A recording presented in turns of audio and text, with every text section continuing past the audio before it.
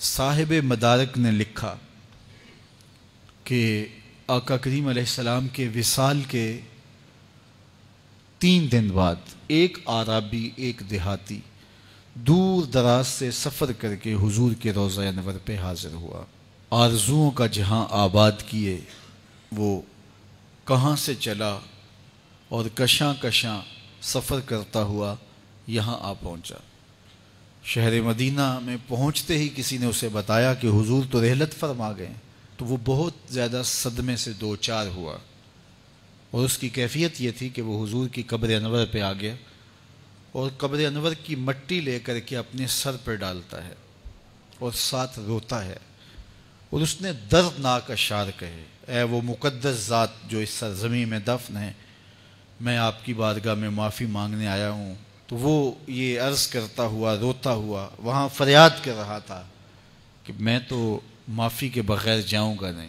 تو صاحب مدارک نے لکھا ہے: فنودیا من القبر انہ قد غفر لک، گنبد خضرا سے آواز آئی جا تیرے گناہ معاف کر دیے گئے۔ امام عتبی نے لکھا ہے، کتاب الشامل میں بھی ہے اور بھی لوگوں نے لکھا، تفسیر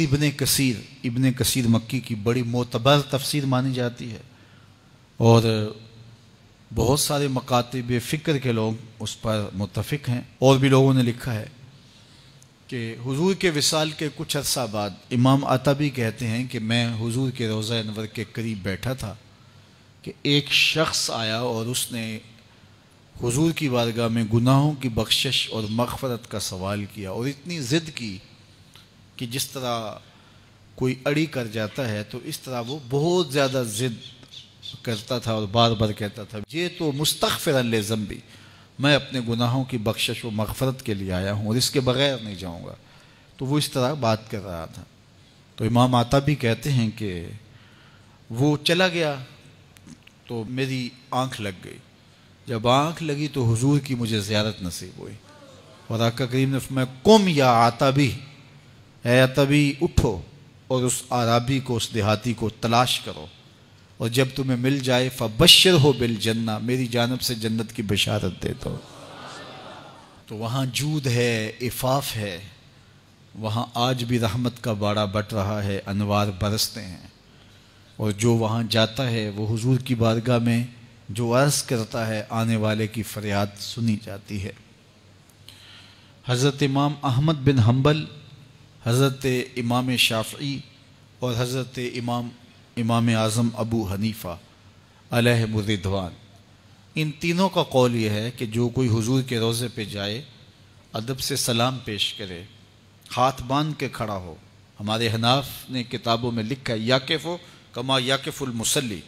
جس طرح نمازی ہاتھ باندھ کے دست بستہ کھڑا ہوتا ہے حضور کی بارگاہ میں، یوں ادب سے کھڑے ہوں اور حضور کے روضے کی طرف رخ ہو اور سلام عرض کیا جائے۔ تو یہ تمام کہتے ہیں وہاں جائیں اور سلام پیش کریں، ادب سے حضور سے شفاعت کی درخواست کریں اور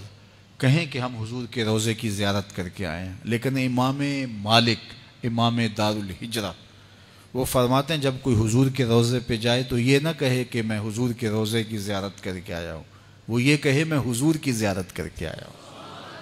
اس لیے کہ آقا کریم نے فرمایا: من زارا قبری بعد وفاتی فکأنما زارنی فی حیاتی، جس نے میری قبر کی میری وفات کے بعد زیارت کی وہ ایسے ہے جس طرح اس نے میری زیارت کی۔ تو اس اذعان کے ساتھ کہ میں حضور کے روبرو کھڑا ہوں اور آقا کریم علیہ الصلوۃ والسلام جو ہے وہ میری فریاد کو سن رہے ہیں اور جو میں کہہ رہا ہوں اس کو سماعت کر رہے ہیں، اور آقا کریم کرم بھی فرماتے ہیں، اپنے غلاموں کی ضروریات کو پورا بھی فرماتے ہیں، چونکہ اللہ نے انہیں قاسم بنایا ہے، اللہ عطا کرتا ہے، محبوب بانٹتے ہیں۔ تو وہاں ادب سے، محبت سے پیش کیا گیا سلام، بہر صورت قبول ہوتا ہے، عقیدتوں کے سانچے میں ڈھل کر کے ادب کے انداز میں جب وہاں حاضری دی جائے تو پھر یقیناً وہاں سے جو ہے وہ محسوسات کی دنیا میں یا روحانی دنیا کے اندر جو لوگ بستے ہیں